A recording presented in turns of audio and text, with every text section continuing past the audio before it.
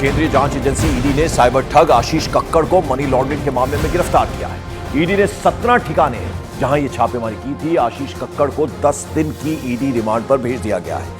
आरोप है कि आशीष कक्कड़ विदेश से चलने वाली ऑनलाइन गेमिंग कंपनी और वेबसाइट को भारत में ऑपरेट कर रहा था। रेड के दौरान आशीष कक्कड़ के ग्रेटर कैलाश और जो दूसरे ठिकाने हैं वहां से 8 किलो सोने के बिस्किट, 75 लाख रुपए कैश, ज्वेलरी और कई लग्जरी कारें बरामद की गई हैं। 10 दिन की ईडी रिमांड पर आशीष कक्कड़ को लेकर जाया गया है।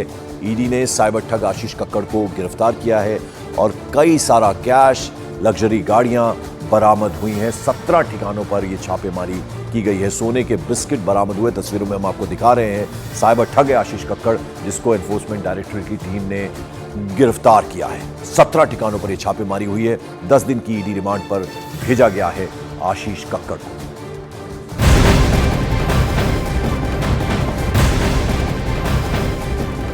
मॉर्निंग प्राइम में अब बात जरा बीजेपी की दूसरी लिस्ट की करते हैं। दूसरी लिस्ट में 9 राज्य और केंद्र शासित प्रदेश के 72 उम्मीदवारों के नाम का ऐलान किया गया है। इन राज्यों में मध्य प्रदेश के 5, हरियाणा के 6, हिमाचल प्रदेश के 2, दिल्ली के 2, गुजरात के 7, महाराष्ट्र के 20, तेलंगाना के 6, उत्तराखंड के 2, त्रिपुरा के 1 और वहीं अगर दक्षिण भारत की बात करें तो कर्नाटक के 20 और दादर एवं नागर हवेली के 1 उम्मीदवार की घोषणा की गई है। तो ये तमाम जो कैंडिडेट्स हैं उनके नामों की घोषणा हुई है। इससे पहले जो पहली लिस्ट आई थी 195 कैंडिडेट्स के नामों की घोषणा हुई थी, जिसमें प्रधानमंत्री नरेंद्र मोदी का भी नाम था। और अब ये जो दूसरी लिस्ट आई है इसमें भी कई बड़े चेहरे बीजेपी की, जिनमें नागपुर से केंद्रीय मंत्री नितिन गडकरी को उम्मीदवार एक बार फिर से नागपुर से बनाया गया। उसके अलावा सूचना और प्रसारण मंत्री अनुराग ठाकुर को हिमाचल प्रदेश के हमीरपुर से एक बार फिर चौथी बार वो इस बार इलेक्शन लड़ेंगे और 3 बार पहले सांसद रह चुके हैं हमीरपुर से। और उसके अलावा कई और बड़े चेहरे जो हैं उनके नाम भी शामिल हैं। और बीजेपी की दूसरी लिस्ट में कई बड़े चेहरों का नाम है। जैसा कि हमने आपको बताया, केंद्रीय मंत्री अनुराग ठाकुर को हिमाचल प्रदेश के हमीरपुर से टिकट दिया गया है। वहीं हरियाणा के पूर्व मुख्यमंत्री मनोहर लाल खट्टर को करनाल से लोकसभा का प्रत्याशी चुना गया है। केंद्रीय मंत्री पीयूष गोयल का नाम इसमें है। मुंबई नॉर्थ से वो ताल ठोक रहे हैं। उसके अलावा नितिन गडकरी केंद्रीय मंत्री, नागपुर से एक बार फिर उन्हें टिकट दिया गया है। केंद्रीय मंत्री प्रहलाद जोशी कर्नाटक के धारवाड़ से चुनाव लड़ेंगे। अभी लाने की क्या जरूरत थी? सारे जो विपक्ष के नेता हैं सब कह रहे हैं कि ये ठीक चुनाव के पहले नोटिफिकेशन लेके आए हैं। पहली बात तो सीए की जरूरत क्या थी और इसकी नोटिफिकेशन चुनाव के 2 या 3 महीने पहले? देखिए, मैं पहले टाइमिंग की बात करता हूँ जी। सारे विपक्षी दल, ओवैसी हो, राहुल गांधी जी हो या अरविंद केजरीवाल हो या ममता जी हो, ये झूठ की राजनीति कर रहे हैं। इसलिए टाइमिंग का महत्व नहीं है। भारतीय जनता पार्टी ने 2019 में अपने घोषणा पत्र में कहा है कि हम सीए लेकर आएंगे और पाकिस्तान, अफगानिस्तान और बांग्लादेश के जो शरणार्थी है उनको नागरिकता देंगे। तो भारतीय जनता पार्टी का एजेंडा बहुत स्पष्ट है और वो एजेंडे के आधार पर हमें बहुमत मिला है। 2019 में ही ये बिल संसद के दोनों सदनों ने पार कर दिया। उसके बाद कोविड के कारण थोड़ा लेट हुआ। अब टाइमिंग का क्या महत्व है? सरकार ने अपनी विल चुने जाने से पहले अभिव्यक्त कर दी है। चुनने के बाद फर्स्ट प्रायोरिटी में पहले ही साल में दोनों सदनों से इस कानून को मान्यता मिल गई है। रूल्स फॉर्मेलिटी है। अब टाइमिंग का या पॉलिटिकल गेन या लॉस का सवाल नहीं है। अब विपक्ष तुष्टीकरण की राजनीति कर कर, एपीसमेंट की पॉलिटिक्स कर कर वोट बैंक को कंसोलिडेट करना चाहता है। मैं उनको विनती करना चाहता हूं कि आप एक्सपोज हो चुके हो, ये मत करिए।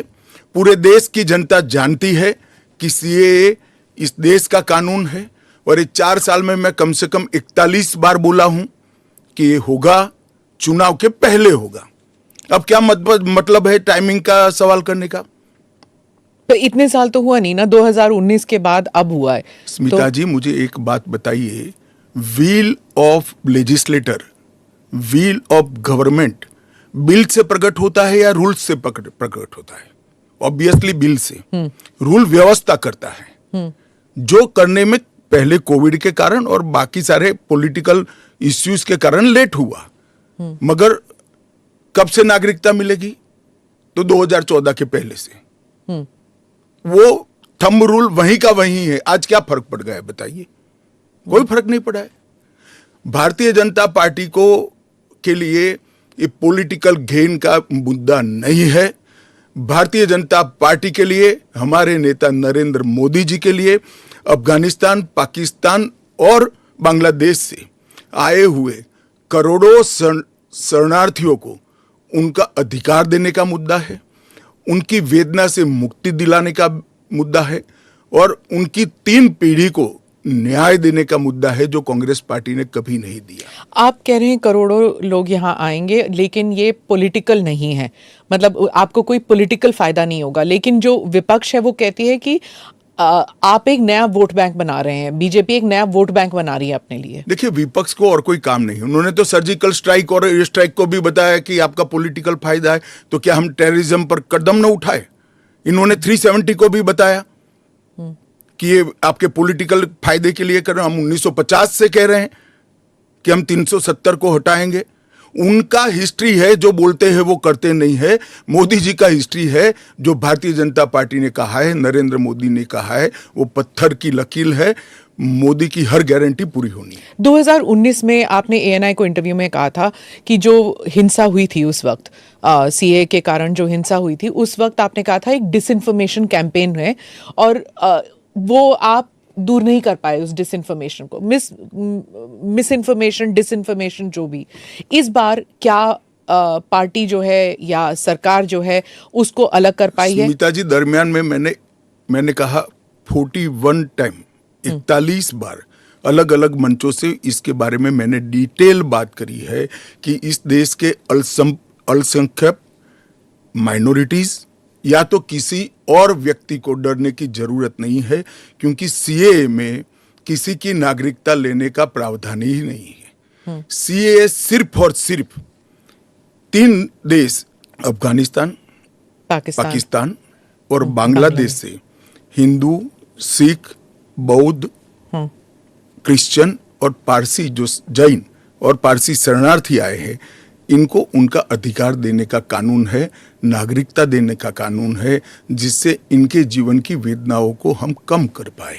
मैं बाकी रिलीजन्स के बारे में बाद में आती हूँ, पहले मुसलमान समुदाय के बारे में बात करते हैं, क्योंकि चाहे ओवैसी साहब हों, चाहे ममता बनर्जी हों, और फिर बहुत से विदेशी मीडिया जो है वो भी कह रही है it's an anti Muslim law, because आप मुसलमानों को नहीं शामिल कर रहे हैं। तो वो क्राइटेरिया ही है कि मुसलमान नहीं होने चाहिए।